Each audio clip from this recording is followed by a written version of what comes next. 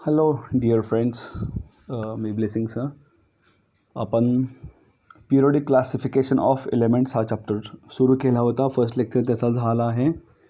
आपण second lecture शिकत आहोत. पिरियोडिक क्लासिफिकेशन ऑफ एलिमेंट्स याचा दुसरा लेक्चर आहे. लास्ट लेक्चरमध्ये मी तुम्हाला सांगितलं होतं की मेंडेलिव्ज यांनी ज्यावेळी अरेंजमेंट केली त्यावेळी 63 एलिमेंट्स डिस्कवर झाले होते. And he was the first scientist to arrange all known elements at that time. ते पहिले सायंटिस्ट होते. त्या अगोदर 2 सायंटिस्टने ट्राय केलं होतं एलिमेंट्स क्लासिफाय करण्यासाठी, पण ते अनसक्सेसफुल झाले होते. त्यामुळं मेंडेलिव्ह हे पहिले सायंटिस्ट ज्यांनी सगळे एलिमेंट्स सक्सेसफुली अरेंज केले. आणि मी तुम्हाला हे देखील सांगितलं होतं की त्यांची अरेंजमेंट ही ॲटॉमिक मासच्या इन्क्रीजिंग ऑर्डरमध्ये होती. He arranged all 63 elements in an increasing order of atomic masses. Okay, मग आता ह्या लेक्चरमध्ये आपण बघणार आहोत त्यांचे काही मेरिट्स असणार आहेत, नंतर त्यांचे काही डिमेरिट्स असणार आहेत. फर्स्ट ऑफ ऑल आपण पाहूया merits of Mendeleev's periodic table. Mendeleev's periodic टेबलचे मेरिट्स. तर फर्स्ट पॉईंट आहे revised atomic masses of elements. When Mendeleev arranged his periodic table, then he revised atomic masses of some elements so as to give proper place to these elements in his periodic table. For example, we will take beryllium as an example. Initially, the known mass of beryllium was 14.09. As it is bigger than boron, it was placed after boron. But later, he revised the atomic mass of beryllium as a 9.4, which is smaller than boron. Hence, beryllium was placed before boron. मेंडेलिव्ह यांनी बेरिलियमचं जे अगोदरचं atomic mass होतं ते होतं 14.09, 14.09, जे की बोरॉनपेक्षा जास्त आहे. बोरॉनचं आहे 10.811, बेरिलियम आहे 14. मग जर आपण इन्क्रीजिंग ऑर्डर घेतली तर इन्क्रीजिंग ऑर्डरनुसार बोरॉन ज्याचा ॲटॉमिक मास 10 आहे तो फर्स्ट येणार, आणि बेरिलियम ज्याचा ॲटॉमिक मास 14 आहे तो नंतर येणार. पण मेंडेलिव्हनी बेरिलियमचं ॲटॉमिक मास चेंज केलं, रिवाईज केलं, म्हणजेच करेक्शन केलं, आणि ते केलं 9.4. आता जे आपण बेरिलियमचं ॲटॉमिक मास बघतोय ते आहे 9.4, बोरॉनचं आहे 10.811. मला तुम्हाला सहज कळून जाते इथे की बेरिलियमचं मास आहे 9.4, त्यामुळं बेरिलियम येणार फर्स्ट, इन्क्रीजिंग ऑर्डर आहे, आणि बोरॉन येणार सेकंड. ओके, हे त्यांचं पहिलं मेरिट आहे. बुकमध्ये ॲक्च्युली एक मेरिट दिलेलं नाही आहे जे तुम्ही एक्झामला लिहायला हवं. ते असं की Mendeleev was the first scientist who classified all known elements. जो पॉईंट मेरिट्समध्ये नाही आहे तो पण तुम्ही इन्क्लूड करा. ओके, आपल्याला फर्स्ट पॉईंट कळाला. मी पुन्हा तुम्हाला सांगू इच्छितो की तुम्ही व्हिडिओ बघत असताना 480 पिक्सल, मी तर लिहितो 480 पिक्सलला व्हिडिओ क्वालिटी ठेवून बघा. कमी क्वालिटी ठेवून व्हिडिओ बघू नका. तुम्ही ज्यावेळी व्हिडिओ यूट्यूबमध्ये ओपन करता त्यावेळी तुम्हाला वरच्या उजव्या कोपऱ्यामध्ये 3 डॉट असतात, त्या 3 डॉटवर क्लिक करा. तुम्हाला व्हिडिओ क्वालिटीचा ऑप्शन येईल. त्यामध्ये 144 पिक्सल, 240 पिक्सल, 360 पिक्सल, 480 पिक्सल असे ऑप्शन असतील. त्यामध्ये तुम्ही 480 पिक्सल क्वालिटी ठेवून व्हिडिओ बघा, म्हणजे तुम्हाला क्लॅरिटी जास्तीत जास्त मिळेल. ओके, सेकंड पॉईंट आहे मेरिट्समध्ये, तो म्हणजे वॅकंट प्लेसेस. ज्यावेळी मेंडेलिव्ह यांनी त्यांचा पिरियोडिक टेबल तयार केला त्यावेळी त्यांनी काही वॅकंट प्लेसेस ठेवले त्यांच्या टेबलमध्ये. वॅकंट प्लेसेस म्हणजे रिकाम्या जागा, मोकळ्या जागा. आता तुम्ही म्हणणार असं का? कारण ते खूप हुशार होते. त्यांना माहीत होतं की सायन्स इज प्रोग्रेसिव्ह. आत्तापर्यंत एलिमेंटचा शोध लागला आहे ते फक्त 63 आहेत. अगोदर कमी होते, त्याच्या अगोदर आणखीन कमी होते. सुरुवातीला एकच एलिमेंट शोधला गेला होता. ह्याचा अर्थ ह्यानंतर देखील एलिमेंट्स शोधले जाणार, आणि ते खरंच होतं. तुम्ही पाहता की त्यावेळी एलिमेंट्स होते 63, आज एलिमेंट्स आहेत 118, म्हणजे एलिमेंट्सची संख्या वाढलेली आहे. मग त्यांना ते माहीत होतं की आपण वॅकंट प्लेसेस, रिकाम्या जागा सोडल्या पाहिजेत. कशासाठी? जे नवीन एलिमेंट्स येतील त्यांना जागा मिळण्यासाठी. मग ते त्यांचं सेकंड मेरिट होतं की Mendeleev left some vacant places in his periodic table for newly discovered elements. जे नवीन एलिमेंट्स भविष्यामधले शोधले जातील त्यांना जागा मिळावी म्हणून.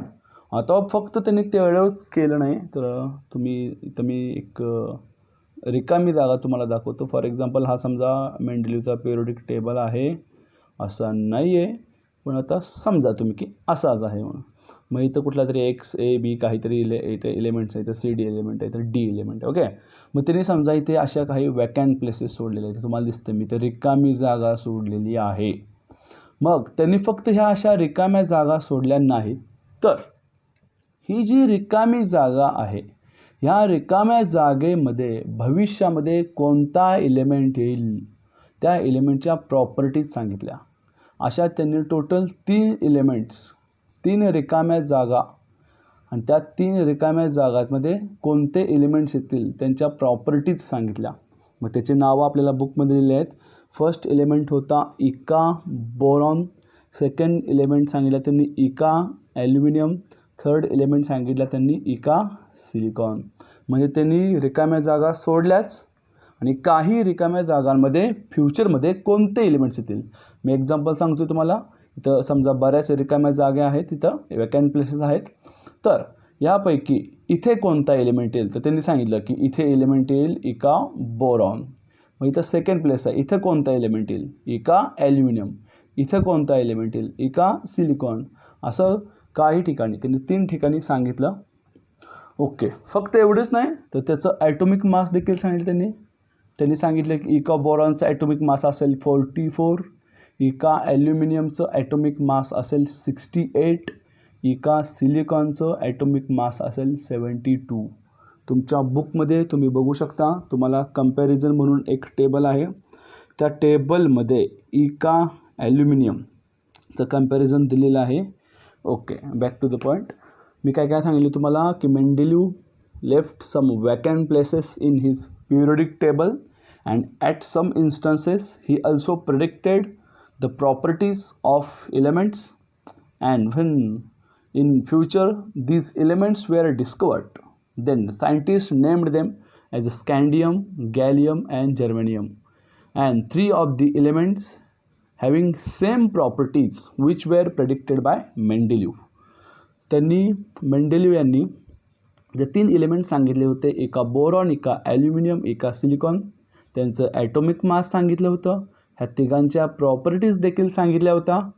ज्यावेळी या रिकाम्या जागांमध्ये भविष्यामध्ये खरोखर एलिमेंट शोधले गेले, त्यांची नावं सायंटिस्टने ठेवली स्कॅन्डियम, गॅलियम आणि जर्मेनियम. आणि ह्या तिघांच्या प्रॉपर्टीज खरोखर ह्या 3 बरोबर मॅच होत होत्या. म्हणजे इथं आपण भविष्य सांगणे, ज्योतिषासारखं काम झाले. इथं ते काही ज्योतिष नव्हते, जस्ट एक कंपॅरिझन केलं मी. कंपॅरिझन पण होऊ शकत नाही, आय एम सॉरी. तर काय सांगितलं मी तुम्हाला की मेंडेलिव यांनी जे काही एलिमेंट्सच्या प्रॉपर्टीज सांगितल्या होत्या, आणि त्या कधी सांगितल्या होत्या, एलिमेंट्सचा शोध लागायच्या अगोदरच. ज्यावेळी खरोखर एलिमेंट्सचा शोध लागला त्यावेळी जसं मेंडेलिव यांनी सांगितलं होतं तसंच घडून आलं. त्यांनी सांगितलेल्या प्रॉपर्टीज आणि एलिमेंट्सच्या प्रॉपर्टीज मॅच झाल्या. एक्झामला तुम्हाला क्वेश्चन येऊ शकतो की the new name of eka boron was dot dot dot, the new name of eka aluminium was dot dot dot. ते तुम्ही व्यवस्थित लक्षात ठेवा. Eka boron scandium, eka aluminium gallium, eka silicon germanium. हा झाला दुसरा मेरिट. थर्ड मेरिट आहे noble gases. Actually when Mendeleev prepared his periodic table, then at that time noble gases were not discovered. ज्यावेळी मेंडेलिव यांनी periodic table तयार केला त्यावेळी Nobel गॅसेसचा शोधच लागला नव्हता. त्यामुळे त्यांना जागा द्यायचा विषयच येत नाही, जागाच नव्हती त्यांच्यासाठी. पण ज्यावेळी नंतर नोबल गॅसेस, ज्याला आपण म्हणतो इनर्ट गॅसेस, जे कोणावरही केमिकल रिॲक्शन करत नाहीत, जे कोणाबरोबर कंपाऊंड तयार करत नाहीत नॉर्मल कंडिशन्सना. असे जे काही एलिमेंट्स आहेत ते एलिमेंट्स नंतर शोधले गेले. मग ह्या एलिमेंट्सला देखील मेंडेलीव यांनी आपल्या टेबलमध्ये सामावून घेतलं, पण त्यांना म्हणजेच नोबल गॅसेसना पोझिशन देत असताना त्यांनी आपल्या पिरियडिक टेबलमध्ये एक नवीन ग्रुप तयार केला, 0 ग्रुप. आणि त्या 0 ग्रुपमध्ये सगळे एलिमेंट्स बसवले. पण त्यावेळी दुसऱ्या कोणत्याही एलिमेंटची पोझिशन मेंडेलीव यांना चेंज करावी लागली नाही. अजून एकदा सांगतो मी तुम्हाला, जर नोबल गॅसेस आपल्या पिरियडिक टेबलमध्ये ठेवत असताना जर मेंडेलीव यांनी पोझिशन्स बदलली असती आपल्या एलिमेंट्सची, अगोदर जो पिरियडिक टेबल आहे त्या टेबलची पोझिशन बदलली असती तर मात्र ते एक फेल्युअर ठरलं असतं, ते डीमेरिट ठरलं असतं. पण तसंच झालं नाही. त्यांनी नोबल गॅसेसना 0 ग्रुपमध्ये ठेवलं आणि त्यावेळी कोणत्याही एलिमेंट्सची पोझिशन चेंज करावी लागली नाही. हे 3 मेरिट्स आहेत मेंडेलीव्स पिरियडिक टेबलचे. पहिल्यापासून सांगतो मी तुम्हाला. फर्स्ट मेरिट आहे Mendeleev revised atomic masses of some elements so as to give them a proper place in his periodic table. Second one is he left some vacant places for new elements or the elements which will be discovered in future. And not only that, he also predicted the properties of these elements, and when in future in reality these elements were discovered, then Mendeleev was found to be correct. And last merit is there was no position, there were no noble gases discovered at the time of Mendeleev's periodic table, but later when the noble gases were discovered, then Mendeleev prepared 0 group, means he arranged the noble gases in his periodic table without disturbing the position of other elements. Okay, हे झाले merits. आता पुढे आहेत आपले demerits of मेंडेलीव्स periodic table. तर पहिला आहे whole number atomic masses. जर तुम्ही पाहिलं तर whole number atomic mass of cobalt and nickel is 59. Actually निकेलचं मास आहे 58.693. कोबाल्टचं मास आहे 58.933. होल नंबर मॅथ्समध्ये तुम्ही सर्वजण शिकला. होल नंबर म्हणजे होल नंबर हे 2 फ्रॅक्शनल नंबर आहेत. मग ह्या फ्रॅक्शनल नंबरचे जर आपण होल नंबर केले तर ह्याचा पण होल नंबर होतो 59, ह्याचा पण ॲप्रॉक्सिमेट नंबर 59. ह्या दोघांचा पण ॲटोमिक मास सेमच 59. मग ॲम्बिग्युटी, गैरसमज, नक्की गैरसमज म्हणू शकत नाही आपण त्याला. ॲम्बिग्युटीला करेक्ट शब्द असेल अनिश्चितता. मग अनिश्चितता तयार झाली. कोबाल्ट आणि निकेल यांना नक्की ठेवायचं कुठं, पहिला कोण दुसरा कोण, कारण दोघं पण 59 आहेत. ह्याचं होल नंबर मास म्हणते मी, होल नंबर, ह्याचं होल नंबर मास होणार 59, ह्याचं पण होल नंबर मास होणार 59. मग ॲम्बिग्युटी तयार झाली. हा पहिला डिमेरिट आहे. Whole number atomic masses of cobalt and nickel are same, so there was ambiguity in the position of nickel and cobalt. दुसरा डिमेरिट होतं पोझिशन ऑफ आयसोटोप्स. आयसोटोप्स म्हणजे काय, तर हा प्रश्नच आहे. आपण खूप वर्ष झालं आयसोटोप्स शिकत आलो आहोत.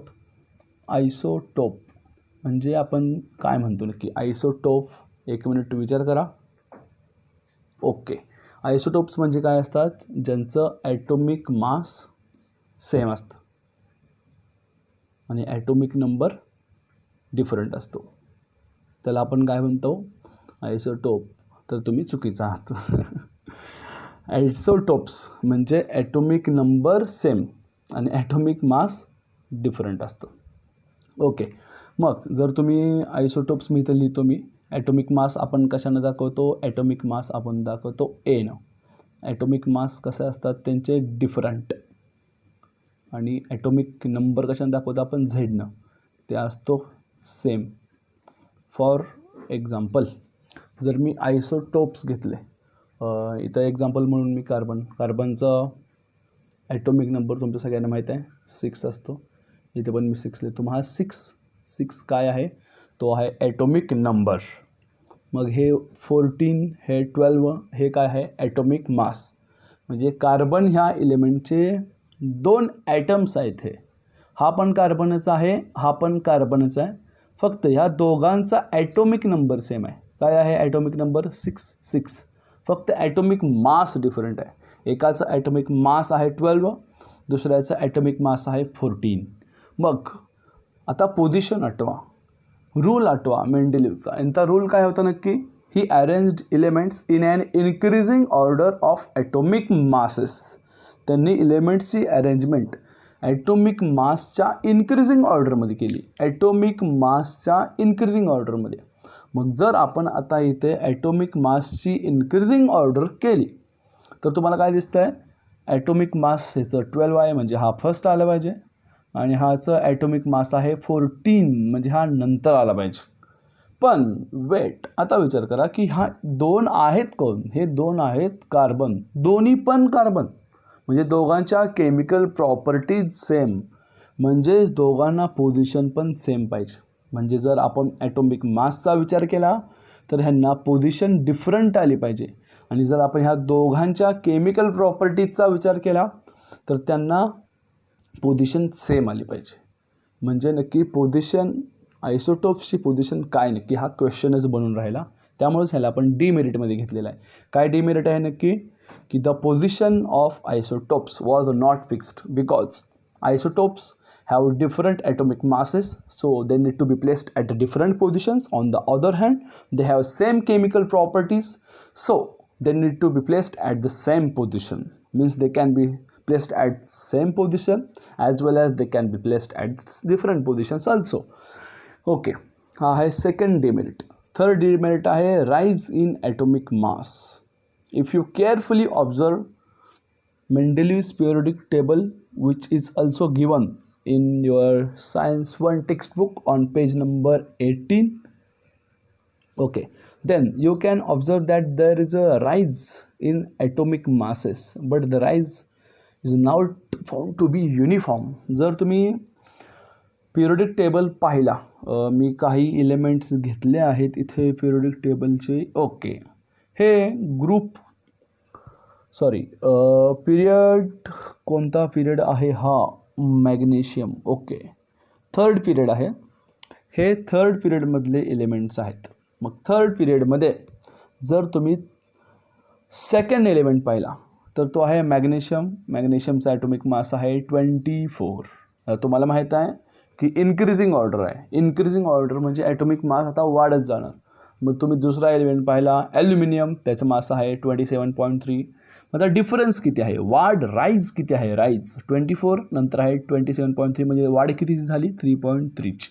आता ॲल्युमिनियम नंतर पुढचा एलिमेंट आहे सिलिकॉन. याचं मास आहे 27.3, याचं मास आहे 28 म्हणजे वाढ, राईज किती झाली? 0.3. नंतर 28 त्या पुढचा एलिमेंट आहे फॉस्फरस पी, त्याचं मास आहे 31, वाढ किती झाली? 3. त्यानंतर पुढचा एलिमेंट आहे 32 सल्फर, वाढ किती झाली? 1. म्हणजे तुम्हाला एकसारखा राईज, एकसारखी वाढ दिसत नाही. इथं 3.3 आहे, इथं पण 3.3, इथं पण 3.3, इथं पण 3.3 असं नाही आहे. इथं 3.3 आहे, इथं 0.3 आहे, इथं 3 आहे, इथं 1 आहे. म्हणजे राईज एकसारखी नाही आहे. त्यामुळं जर आपण हेवी एलिमेंट्स घेतले, हेवी ज्याचं मास जास्त आहे, असे तुम्ही 2 मोठे मोठे एलिमेंट्स घेतले. एक्झाम्पल, एकाच मास आहे 1, 1, 1, एकाच मास आहे 1, 2, 3. मग त्या दोघांमध्ये खूप मोठा गॅप आहे. मग त्यामध्ये नक्की किती एलिमेंट्स येतील हे सांगू शकत नाही. मग जर तुम्ही कंपॅरिझन केलं, समजा एक एलिमेंट आहे त्याचं ॲटोमिक मास आहे 2, दुसरा एलिमेंट आहे त्याचा ॲटोमिक मास आहे 4, तिसरा एलिमेंट आहे त्याचा ॲटोमिक मास आहे 6, त्यानंतरचा आहे 8 आणि त्यानंतर आहे 12. मग तुम्ही बघाल इथं 2 आहे, इथं 4 आहे, इथं 6 आहे, इथं 8 आहे, आणि इथं जो एलिमेंट आहे तो आपल्याला माहीतच नाही किंवा आहे का नाही हे पण माहीत नाही. आणि त्याच्या पुढे एलिमेंट एक सापडला आहे आपल्याला, त्याचा ॲटोमिक मास आहे 12. मग तुम्ही लगेच बघाल इथं वाढ किती झाली, राईज किती झाला आहे? 2, 2, 2. इथं राईज होऊन इथं एक एलिमेंट येणार, तो असणार आहे 10 वाला. हे तुम्ही का सांगू शकता? कारण इथं जो राईज आहे ती युनिफॉर्म आहे, एकसारखी आहे. इथं राईज युनिफॉर्म नाही. त्यामुळं 2 हेवी ॲटोमिक मास असणाऱ्या एलिमेंट्सच्या मध्ये नक्की किती एलिमेंट्स येऊ शकतात फ्युचरमध्ये हे आपण सांगू शकत नाही. हे एक डिमेरिट आहे. ओके, आता पुढचं डिमेरिट आहे position of hydrogen. actually hydrogen shows similar properties to two different groups. First of them is halogens and second one is alkali metals. हायड्रोजनच्या प्रॉपर्टीज दोन वेगळ्या ग्रुपशी मॅच होतात. त्यातला पहिला ग्रुप आहे हॅलोजन्स आणि दुसरा ग्रुप आहे अल्कली मेटल्स. तुम्ही म्हणणार कसं? Okay, I will show you. हायड्रोजनचा मॉलिक्युलर फॉर्म्युला आहे H2. आता हे क्लोरीन आणि फ्लोरीन हे हॅलोजन्स आहेत. ह्याचा पण क्लोरीनचा मॉलिक्युलर फॉर्म्युला आहे Cl2, फ्लोरीनचा मॉलिक्युलर फॉर्म्युला आहे F2. म्हणजे हे झाले हॅलोजन्स, हा आहे हायड्रोजन. म्हणजे हायड्रोजनच्या प्रॉपर्टीज ह्यांच्याशी मॅच होतात. कोण आहेत हे? हॅलोजन्स. म्हणजे हायड्रोजनच्या प्रॉपर्टीज मॅच झाल्या हॅलोजन्सशी. आता तुम्ही जर क्लोरीनच्या प्रॉपर्टीज बघितला, क्लोरीनची हायड्रोजन रिएक्शन काय झालं? HCl. इथे हायड्रोजन किती आहे? 1 आहे. क्लोरीन किती आहे? 1 आहे. आता अल्कली मेटल्स घेऊया आपण. अल्कली मेटल्स कोण कोण आहेत? अल्कली मेटल्समध्ये सोडियम आहे, लिथियम आहे, पोटॅशियम आहे. मग जर तुम्ही सोडियम घेतला म्हणजे हा अल्कली मेटल झाला. अल्कली मेटल्सची आपण क्लोरीन बरोबर रिएक्शन झाली, तयार झालं NaCl. म्हणजे Na 1 आहे, Cl 1 आहे. इथं पण बघा H 1 आहे, Cl 1 आहे. ह्याचा अर्थ हायड्रोजनच्या प्रॉपर्टीज कोणाशी मॅच झाल्या? सोडियमशी. का मॅच झाल्या? इथं हायड्रोजन 1 आहे, क्लोरीन 1 आहे. इथं सोडियम 1 आहे, क्लोरीन 1 आहे. कंपाऊंड दोघांचं एकसारखं तयार झालं. त्यामुळे आपण म्हणू शकतो की हायड्रोजनच्या प्रॉपर्टीज सोडियमशी मॅच होतात. सोडियम कोण आहे? सोडियम आहे अल्कली मेटल. आता आणखीन तुम्ही ऑक्सिजन बरोबर रिॲक्शन बघितली. ही आपण रिॲक्शन कुणाची बघितली? क्लोरीनची अल्कली मेटल बरोबर, क्लोरीनची हायड्रोजन बरोबर. आता रिॲक्शन बघायची आपण ऑक्सिजनची हायड्रोजन बरोबर आणि ऑक्सिजनची अल्कली मेटल. अल्कली मेटल कोण आहे? इथे सोडियम आहे. मग तुम्हाला दिसेल इथं फॉर्म्युला काय? H2O म्हणजे हायड्रोजन 2, ऑक्सिजन 1. इथं अल्कली मेटल आहे सोडियम. किती आहेत सोडियम? Na2O म्हणजे सोडियम 2 आहेत, हायड्रोजन पण 2 आहेत, सोडियम पण 2 आहेत. ऑक्सिजन 1 आहे, ऑक्सिजन 1 आहे. म्हणजे प्रॉपर्टीज सेम आहेत. तुम्हाला काय दिसलं? हे एवढं तुम्हाला काय एक्झाममध्ये एक्सप्लेन करायचं नाही आहे, जस्ट तुमच्या अंडरस्टँडिंगसाठी तुम्हाला सांगत आहे. तर एक्झाममध्ये तुम्हाला काय लिहायचं आहे? हायड्रोजनच्या प्रॉपर्टीज 2 ग्रुपशी मॅच झाल्या. कोणते कोणते ग्रुप आहेत? एक म्हणजे हॅलोजन्स, दुसरे आहेत अल्कली मेटल्स. मग नक्की हायड्रोजनला ठेवायचं कोणत्या ग्रुपमध्ये? हॅलोजन्सच्या ग्रुपमध्ये ठेवायचं की अल्कली मेटल्सच्या ग्रुपमध्ये ठेवायचं? हे कन्फ्युजन होतं. म्हणजे अशा प्रकारे आपण 4 डिमेरिट्स बघितले. पहिलं डिमेरिट होतं the whole number atomic masses of some elements are the same. For example cobalt and nickel have same whole number atomic mass, therefore there was ambiguity in the position of some elements. And the second point hota position of isotopes, because isotopes have different atomic mass, so they need to be placed at different positions. On the other hand, they have same chemical properties, so they need to place at same position. So position of isotopes was also demerit of Mendeleev's periodic table. Third one is rise in the atomic mass is not uniform, so it is very difficult to predict how many elements will come in future between two heavy elements. And last one is position of hydrogen. Hydrogen resembles with two different groups. Hydrogen has similar properties with halogens, and hydrogen also have similar properties with alkali metals.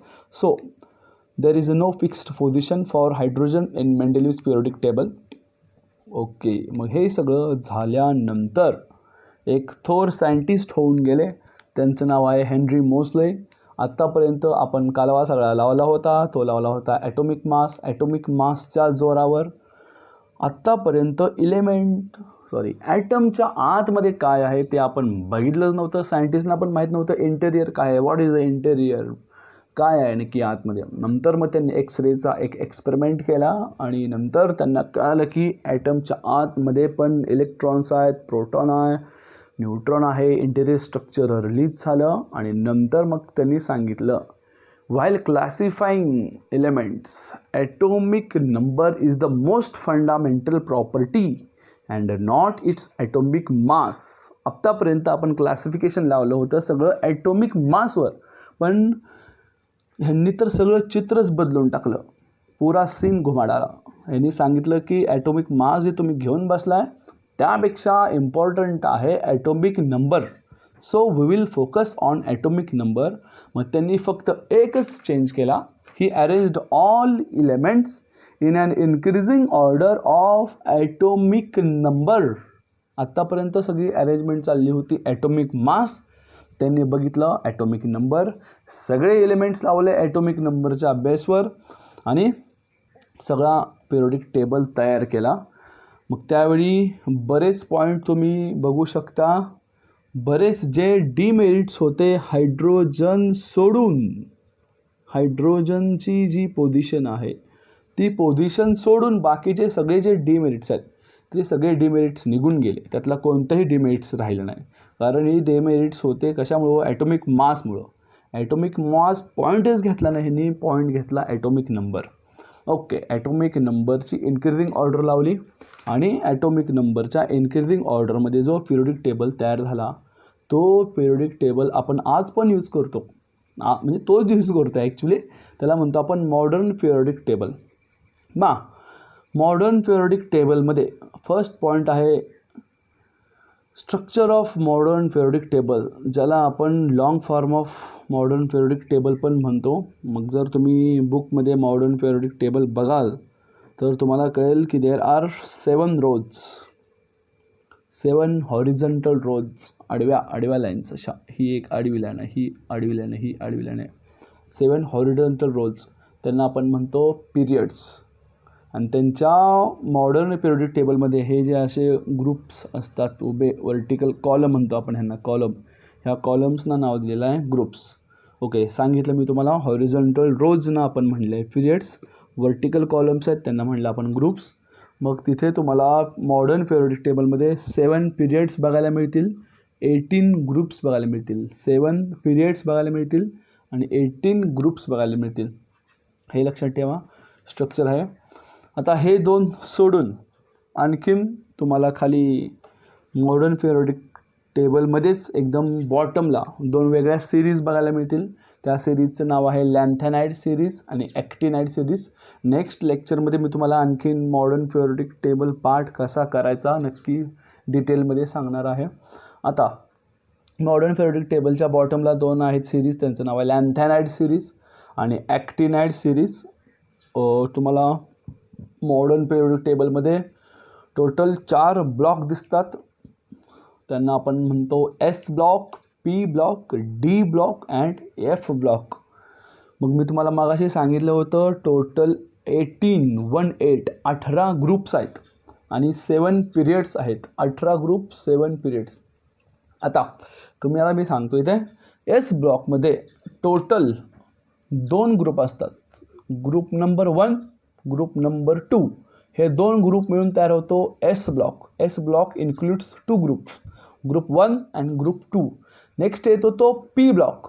P ब्लॉकमध्ये 13 to 18 groups असतात. 13, 14, 15, 16, 17, 18. 13 to 18 groups हे येतात P ब्लॉकमध्ये. D block consist of 3 to 12 groups. 3, 4, 5, 6, 7, 8, 9, 10, 11, 12 हे सगळे groups येतात D ब्लॉकमध्ये. आणि एफ ब्लॉक आहे, त्या एफ ब्लॉकमध्ये 2 सिरीज येतात, lanthanide and actinide series. Okay, मी तुम्हाला 4 ब्लॉक सांगितले, S block, P block, D block आणि F block, S P D F. आणि त्यांच्यामध्ये कोणते ग्रुप्स येतात हे देखील सांगितलं. आता जर तुम्ही मॉडर्न पिरियोडिक टेबलमध्ये पाहिलं तर तिथे तुम्हाला एक झिगझॅग लाईन, झिगझॅग म्हणजे वाकडी तिकडी रेषा असते अशी, ह्याला आपण म्हणतो स्ट्रेट लाईन, ही असते झिगझॅग लाईन. मग तुम्ही जर ती झिगझॅग लाईन पाहिली तर त्या झिगझॅग लाईनच्या बॉर्डरला जे एलिमेंट्स असतात ते एलिमेंट्स आहेत मेटॅलॉइड्स ज्यांच्या प्रॉपर्टीज दोन्ही ग्रुपशी सेम असतात, मेटल्सची आणि नॉन मेटल्सची. ओके, आणि त्यांच्या ह्या झिगझॅग लाईनच्या लेफ्ट साईडला जर आपण पाहिलं, ह्या लेफ्ट साईडला, तर झिगझॅग लाईनच्या लेफ्ट साईडला सगळे असतात मेटल्स. झिगझॅग लाईनच्या राईट साईडला सगळे येतात non metals. Metals are present on the left side of this zigzag line. Non-metals are present on the right side of the zigzag line. Okay, आत्तापर्यंत आपण एवढे पॉईंट बघितलेले आहेत. पुन्हा एकदा सांगतो, क्लासेस सुरू व्हायच्या आधी तुमच्या सगळ्या नोट्स तयार ठेवा. सायन्सला नवीन वही घाला, बाहेर जाऊ नका वही आणायला. घरामध्ये जी 9वीची तुमची वही शिल्लक असेल ती घाला, नवीन जर असेल तर ती घाला. कृपया करून कोणी बाहेर जाऊ नका, सर्वांनी घरामध्ये राहा. कोणीही अत्यावश्यक सेवा, आणि मला नाही वाटत अत्यावश्यक सेवा तुम्हाला असेल, तुमच्या घरातले आहेत अत्यावश्यक सेवा आणायला. तुम्ही काही केल्या बाहेर जाऊ नका, सर्वांनी घरामध्ये राहा. आपल्या पालकांना त्रास देऊ नका, आणि पालकांना पण आठवण करून द्या घरामधून बाहेर गेल्यानंतर, आतमध्ये आल्यानंतर हँडवॉश किंवा सॅनिटायझरने हात धुवायला. घरामध्ये राहा, काळजी घ्या. Be safe, stay home and take care.